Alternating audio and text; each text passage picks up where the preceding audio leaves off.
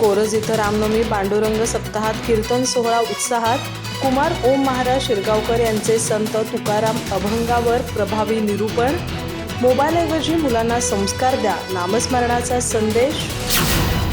चंदगड तालुक्यातील कोरज येथे रामनवमी पांडुरंग सप्ताहानिमित्त पार पडलेल्या कीर्तन सोहळ्यात बाल कीर्तनकार कुमार ओम महाराज शिरगावकर यांनी आपल्या ओजस्वी वाणीने उपस्थितांना मंत्रमुग्ध केले.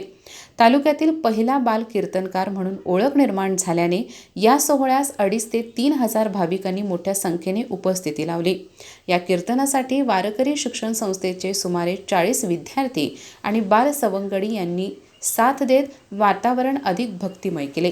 कुमार ओम महाराज यांनी संत तुकाराम महाराजांच्या आपुलिया हिता जो असे जाणता, धन्य माता पिता तयाचिया या अभंगावर आधारित निरूपण करत भक्ती मार्गाचे महत्त्व सोप्या आणि प्रभावी भाषेत मांडले.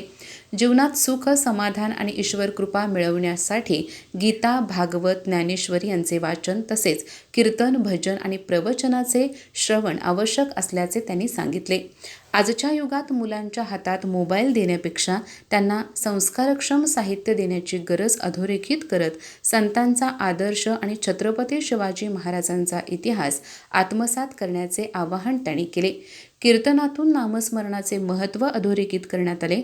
भगवंताचे नाम हे जीवनाचे खरे आधार असून त्यातून मनःशांती, सकारात्मकता आणि समाधान मिळते असा संदेश त्यांनी दिला. तसेच आधुनिक जीवनशैली हरवत चाललेल्या संस्कृती आणि परंपरा जपण्याचे महत्त्वही पटवून दिले.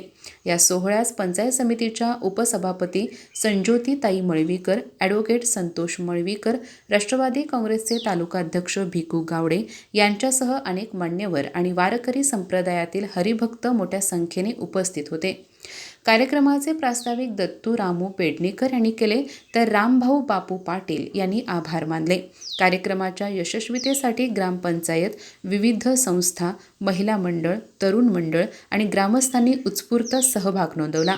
एकूणच लहान वयातच संत विचारांचा प्रभावी विचार करणाऱ्या कुमार ओम महाराज यांच्या कीर्तनातून कोरज येथे भक्ती, संस्कार आणि समाज प्रबोधनाचा सुंदर संगम अनुभवायला मिळाला. अधिक माहिती आणि ताज्या घडामोडींसाठी आजच आमचे चॅनल सबस्क्राईब करा.